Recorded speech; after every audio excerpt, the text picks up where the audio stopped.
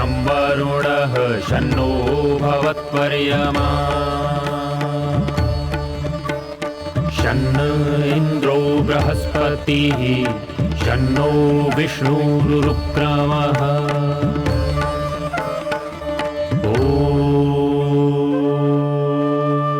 शान्ति शान्ति शान्तिः।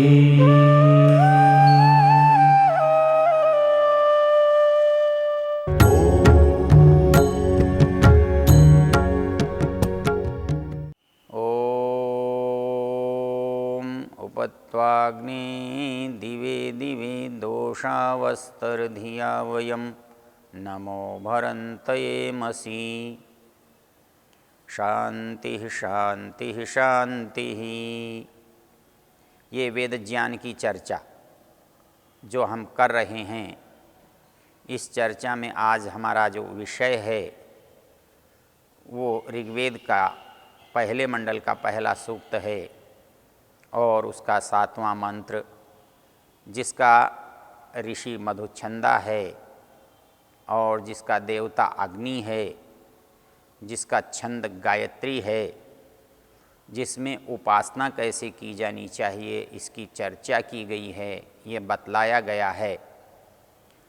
मंत्र में कहा गया है कि हे परमेश्वर, हम तेरे पास आते हैं, त्वा उपयेमसि, हम तेरे पास मिलने के लिए, तेरे को प्राप्त करने के लिए, तेरे से भेंट करने के लिए आ रहे हैं। और केवल एक दिन नहीं, दिवे दिवे प्रतिदिन आते हैं, प्रतिदिन आना चाहते हैं। दोषावस्थः, प्रातःकाल और सायंकाल भी आना चाहते हैं। प्रतिदिन दोनों समय आपसे मिलना चाहते हैं, दोनों समय आपको स्मरण करना चाहते हैं। वो आने में हमारे केवल आना नहीं है, बल्कि उसके साथ दो मुख्य बातें हैं, धिया और नमो भरन्तः। हम धिया बुद्धिपूर्वक आ रहे हैं, ऐसे ही नहीं आ रहे हैं, अज्ञानता से नहीं आ रहे हैं, अनजान होकर नहीं आ रहे हैं। हमें मालूम है, हमें पता है, हमें ज्ञात है कि हमें तेरे से मिलना चाहिए और तेरे से मिलने का हमें लाभ है। तो उस लाभ को जानते हुए आ रहे हैं। और जब कोई व्यक्ति किसी से कुछ लाभ प्राप्त करना चाहता है, कोई चीज़ किसी से लेना चाहता है, तो उसको लेने के लिए सहज होना पड़ता है, उसको नम्र होना पड़ता है। इसलिए शास्त्र ने कहा है कि जब जब हमें ज्ञान की इच्छा हो, जब जब हमें उपासना के द्वारा कुछ प्राप्ति की कामना हो, तो हमें सदा नम्र होकर के उससे याचना करनी चाहिए, नम्रता से उससे मांगना चाहिए। इसलिए यहाँ एक शब्द आया नमो भरन्तः, और वो एक बार के लिए नहीं आया, वो हमारे स्वभाव में होना चाहिए। वो स्वभाव में होना चाहिए तो कैसे होना चाहिए, इसको हम मनु की एक पंक्ति से समझ सकते हैं। मनु की एक पंक्ति में मनुष्य को नमस्कार करने वाला, नमस्ते करने वाला होना चाहिए, और उसके होने के क्या लाभ हैं ये बताते हुए एक श्लोक पढ़ा है। वहाँ 2 श्लोक हैं और दोनों ही अभिवादन, नमस्कार को, आदर को बताने वाले हैं। लेकिन जो स्वभावगत बात है उसके लिए उन्होंने कहा है अभिवादनशीलस्य नित्यं वृद्धोपसेविनः चत्वारि तस्य वर्धन्ते आयुर्विद्या यशोबलम। कहता है कि ये नमस्ते जो चीज़ है ना, अभिवादन, ये अभिवादन यदि व्यक्ति करता है तो इसको बहुत सारे लाभ प्राप्त होते हैं। सामान्य रूप से किसी अनजान व्यक्ति के पास भी हम जाते हैं और हम उससे लाभ प्राप्त करना चाहते हैं, तो पहले उसको हम अभिवादन करते हैं, उसकी प्रशंसा करते हैं और उसके बाद हम अपना प्रयोजन बताते हैं। वैसे ही जब कभी कोई हमको मिलता है और हमारा परिचित नहीं है, तो बहुत बार मिलने पर भी हम उसका अभिवादन नहीं करते, उसको नमस्कार नहीं करते। लेकिन यदि पता हमें कोई काम है, उससे मिलना है, तो निश्चित रूप से पहले ही प्रतिदिन ना करते हों, उस दिन कर लेंगे। उस दिन कर ही नहीं लेंगे, उसके बाद आगे जब जब भी मिलेगा तब तब भी करेंगे, स्वाभाविक रूप से करेंगे। यहाँ कहा है कि आवश्यकता पड़ने पर तो अभिवादन सभी करते हैं, नम्रता सभी दिखाते हैं, नमस्कार करते हैं, लेकिन जो आप उसका लाभ प्राप्त करना चाहते हैं, उस प्रयोजन को सिद्ध करना चाहते हैं, तो उसके लिए आपको अपने अभिवादन में एक विशेषता जोड़नी पड़ेगी। और वो विशेषता क्या है? वो नमो भरंतः कह दो या अभिवादनशील से कह दो। अर्थात नमस्कार करना जिसका स्वभाव है या जो नमस्कार करता हुआ उपासना करता है, तो दोनों ही परिस्थितियों में हमारा जो अभिवादन है, हमारी जो प्रार्थना है, हमारा जो नमस्कार है, वो एक विशेष घटना या अवसर से जुड़ा हुआ नहीं है, वो हमारे स्वभाव से जुड़ा हुआ है, हमारे शील से जुड़ा हुआ है, हमारी आदत से जुड़ा हुआ है। इसलिए मनु महाराज ने कहा है कि अभिवादनशीलस्य, अभिवादन करना जिसका स्वभाव है, ऐसे व्यक्ति की बात की जा रही है। और ऐसे व्यक्ति से क्या लाभ होता है, ऐसे व्यक्ति को क्या लाभ होता है जो अभिवादन करता है? तो मनु महाराज कहते हैं अभिवादनशीलस्य नित्यम वृद्धोपसेविनः, जो अपने से ज्ञानवान लोग हैं, बड़े लोग हैं, अनुभव वृद्ध हैं, उनके पास जो उठता बैठता है, उनका संसर्ग करता है, उनकी संगति करता है, उनका सत्संग करता है, ऐसे व्यक्ति के आयु, विद्या, यश और बल सहज ही वृद्धि को प्राप्त होते हैं। उसकी आयु भी बढ़ती है, उसकी विद्या भी बढ़ती है, और उसकी प्रशंसा के भाव के कारण यश भी बढ़ता है, और उसका जो सामर्थ्य है, बल है, वो भी बढ़ता है। अर्थात हम जब उपासना करते हैं तो हमारे अंदर नम्रता का भाव स्वाभाविक रूप से आता है, आना चाहिए।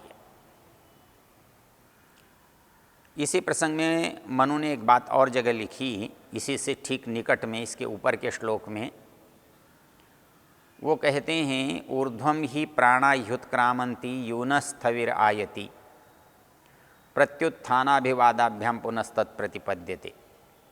अर्थात जब मनुष्य अपने पास किसी बड़े व्यक्ति को, संभ्रांत व्यक्ति को, बुजुर्ग आदमी को अकस्मात अनायास आते हुए देखता है, अपने पास पाता है, तो वो उस बात के लिए तैयार नहीं होता, उसकी मनस्थिति इस तरह की नहीं होती, या उसके अंदर कल्पना नहीं होती कि कोई आ रहा है। तो ऐसी स्थिति में अकस्मात किसी व्यक्ति के आ जाने पर उसके मन में एक उद्वेग आता है, उसके अंदर एक उथल पुथल होती है, एक प्राणों का उत्क्रमण होने लगता है। तो ऊर्ध्वम ही प्राणाह्युत्क्रामंती, जब कोई व्यक्ति अकस्मात हमारे पास आ जाता है तो हम घबराहट में, संभ्रम में, हड़बड़ाहट में ये सोचते हैं क्या करें। तो मनु महाराज कहते हैं कि इस परिस्थिति में करने का काम तो एक ही है, वो है प्रत्युत्थानाभिवादाभ्याम। यदि आप असहज हैं, कुछ उथल पुथल में हैं, संभ्रम में हैं, तो हमारे प्राणों को स्वस्थ रखने के लिए, स्वस्थ करने के लिए, स्वस्थ रहने के लिए जो काम आवश्यक है वो है प्रत्युत्थान और अभिवादन। तो प्रत्युत्थानाभिवादाभ्याम अर्थात नमस्कार के द्वारा और अभिवादन के द्वारा। तो नमस्कार करने से हम सहज हो जाते हैं और अगला भी हमारे लिए सहज हो जाता है। तो ये हमारा जो मनोवैज्ञानिक प्रभाव है वो एक छोटी सी क्रिया से हमको प्राप्त होता है, और ये संसार के सामान्य मनुष्य के साथ किए गए व्यवहार में भी प्राप्त होता है। क्योंकि हम नमस्कार से उस व्यक्ति को क्या दे रहे होते हैं, वस्तु के रूप में तो कुछ भी नहीं देते होते, लेकिन हम उसे सबसे बड़ी चीज़ देते हैं, उसका नाम है सम्मान, आदर। तो वो उस आदर को पाकर के गदगद हो जाता है, प्रसन्न हो जाता है, उसके चेहरे पर मुस्कुराहट आ जाती है। तो परमेश्वर के प्रति हम कृतज्ञता का भाव व्यक्त करते हैं, नम्रता का भाव व्यक्त करते हैं, तो वो परमेश्वर हमारे लिए अनुकूलता का भाव निश्चित रखेगा। क्रिया की प्रतिक्रिया होती है, कर्म का फल होता है। क्रिया की प्रतिक्रिया में हमें लगता है कि शायद परमेश्वर कभी गुस्सा भी करता होगा, कभी प्रसन्न भी होता होगा। उसको न गुस्सा करने की आवश्यकता होती है, न उसको प्रसन्न होने की आवश्यकता होती है। वो तो आप जैसी क्रिया करोगे वैसी प्रतिक्रिया सहज प्रकृति के नियमों से होगी। कोई भी व्यक्ति यदि अनुकूलता का व्यवहार करता है तो उसको अनुकूलता से उत्तर मिलता है, प्रतिकूलता का व्यवहार करता है तो प्रतिकूलता से उत्तर मिलता है। तो इसलिए हम ये सोचें कि परमेश्वर के उपासना प्रार्थना में नमस्कार करने से, प्रार्थना करने से क्या होता है। वहाँ कुछ नहीं होता है। शीशे में जैसे शीशा कुछ भी नहीं करता है, लेकिन यदि आप हंसते हैं तो आपका चेहरा हंसता हुआ दिखता है, आप रोते हैं तो आपका चेहरा रोता हुआ दिखता है। आप बलवान हैं तो आप बलवान दिखाई देते हैं, आप क्रोध में हैं तो आप क्रोध में दिखाई देते हैं। तो वैसे ही जब आप परमेश्वर के साथ हम जिस रूप में प्रस्तुत होते हैं, हम जिस कर्म को करते हुए प्रस्तुत होते हैं, उस कर्म के परिणाम को, फल को हम कैसे नहीं पाएंगे, वैसे ही पाएंगे। तो इसलिए यदि हम ये सोचते हों कि हम बिना नम्रता के परमेश्वर के पास जाएंगे, तो परमेश्वर तो आपके पास सदा ही है, बिना नम्रता के भी आपके पास ही रहेगा और वो आपके अनुकूल ही बात करेगा, आपके हित की ही करेगा। किंतु यदि आप उस हित को नकार देंगे, आप उस हित को अस्वीकार कर देंगे, तो परमेश्वर क्या करता है? वो तो आपने किया है, उसका फल आपको ही मिलना है। तो यदि मैं किसी के साथ सज्जनता का व्यवहार करता हूँ तो निश्चित रूप से मुझे वहाँ से अनुकूलता का व्यवहार प्राप्त होता है, सज्जनता का व्यवहार प्राप्त होता है। यदि मैं किसी से प्रतिकूलता का व्यवहार करता हूँ, अनुचित व्यवहार करता हूँ, गलत व्यवहार करता हूँ, अपमानजनक व्यवहार करता हूँ, तो उसकी प्रतिध्वनि वैसी ही आएगी, वो मेरा अपमान करने वाली होगी। मैं जो बोलता हूँ वही उलट कर आता है। इसके लिए यहाँ कहा गया है कि मैं परमेश्वर के प्रति नम्रता का व्यवहार करूँ, इसलिए नहीं कि परमेश्वर मेरी नम्रता से कुछ अधिक मुझे देने वाला है, किंतु जो अनम्रता से मांगने वाला है और नम्रता से मांगने वाला है, उनके अंदर जो स्वाभाविक अंतर होगा उसको आप कैसे हटाएंगे। तो जो नम्रता से मांगने वाला है तो उसका कर्म जो है उसका फल तो उसे मिलेगा, जो अनम्रता से, अज्ञान से बोल रहा है उसका फल तो उसे मिलेगा। तो इसलिए परमेश्वर की उपासना जो है वो नम्रतापूर्वक होनी चाहिए, नम्रतापूर्वक की जाती है। इसलिए यहाँ पर एक शब्द पढ़ा है नमो भरन्तः, अर्थात हम उपासना करें, हम बुद्धिपूर्वक उपासना करें, किंतु नम्रतापूर्वक करें। नम्रतापूर्वक हमें वो उपासना करने में हमें जो लाभ होता है, जो प्राप्ति होती है, वो बिना नम्रता के करने में नहीं होती है। ऊर्ध्वं ही प्राणा ह्युत्क्रामन्ति यूनस्थविरायति। जब कोई हम अकस्मात किसी से भेंट करते हैं तो हमारे अंदर जो विचलन होता है, विसंगति होती है, उस विसंगति को हम सहज कैसे बनाएं? तो कहते हैं प्रत्युत्थानाभिवादाभ्याम। हम उसके सामने उठ खड़े होते हैं और उसके सामने अभिवादन की मुद्रा में उपस्थित होते हैं, तो वो पुनस्तत् प्रतिपद्यते। तो हमारे अंदर की जो प्रक्रिया है वो ये होती है कि हमारा प्राण यथास्थान बैठ जाता है, स्थिर हो जाता है। और दूसरे के मन में क्या प्रतिक्रिया होती है कि दूसरे के मन में जो उसके अंदर भी कुछ संदेह होगा, संशय होगा, या हमारे विपरीत परिस्थिति से अनुकूलता नहीं होगी वो अनुकूलता में बदल जाएगी। तो इसलिए मंत्र जो कह रहा है कि धिया नमो भरंतः त्वा उपयेमसि, हे परमेश्वर हम तेरी उपासना ज्ञानपूर्वक करते हैं और हम तेरी उपासना में नम्रतापूर्वक प्रस्तुत होते हैं। तो ये नम्रतापूर्वक प्रस्तुत होना उपासना का अंग है। तो ये उपासना का अंग अनिवार्य है, क्योंकि जिस जिस उपासना में नम्रता नहीं होगी वो उपासना नहीं बन पाएगी। वो या तो आदेश निर्देश हो जाएगा, वो सूचना हो जाएगी, वो उपासना नहीं होगी, वो आदर नहीं होगा, वो भक्ति नहीं होगी, वो पूजा नहीं बनेगी। ये तो तभी बन सकती है जब हमारे अंदर उपासना के साथ नम्रता सम्मिलित हो। तो इस नम्रता की जो इच्छा है, आकांक्षा है, वो उपासना का भाग है, ये बताने के लिए यहाँ शब्द का प्रयोग किया है।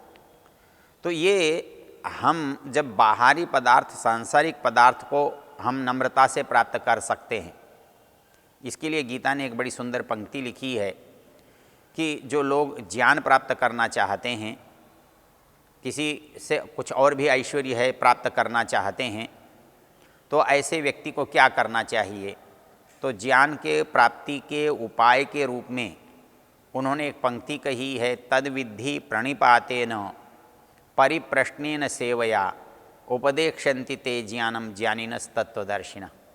जो तत्वदर्शी ज्ञानी लोग हैं वो अपने ज्ञान को दूसरे को देते हैं, लेकिन उसके लेने का प्रकार है।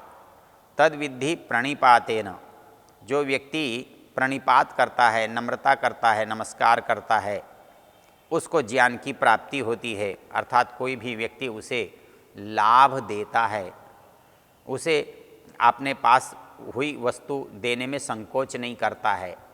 तद विद्धि प्रणिपातेन परिप्रश्नेन, संवाद के द्वारा, प्रश्नोत्तर के द्वारा, पूजया तद विद्धि प्रणिपातेन परिप्रश्नेन सेवया, और सेवा के द्वारा। तो हम परमेश्वर की भक्ति करते हैं, पूजा करते हैं, आदर करते हैं, सेवा करते हैं, उन सब में हमारा जो नम्रता का भाव है वो परिलक्षित होता है। और उस नम्रता के पूर्वक हम जो काम करते हैं उस काम को करने में हमको प्रसन्नता भी होती है और हमको सफलता भी मिलती है। उस काम को करने के बाद हमें पश्चाताप नहीं होता है। जो काम बिना नम्रता के किया जाता है और नम्रता से किया जाता है, उसमें जो सबसे बड़ा अंतर आता है कि अनम्रता से, अशिष्टता से, बिना मधुर भाव के जो काम किया जाता है उसका हमें परिणाम दुख है, शोक है, हानि है।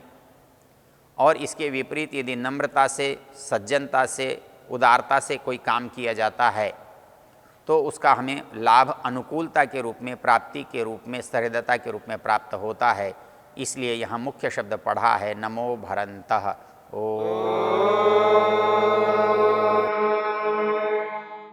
द्यो शान्तिरन्तरिक्षं शान्तिर्पृथिवी शान्तिरापः शान्तिरोषधयः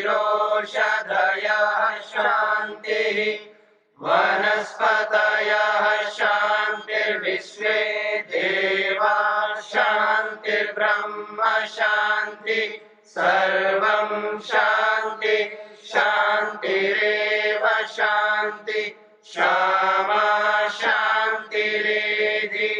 ॐ शान्ति शान्ति शान्तिः।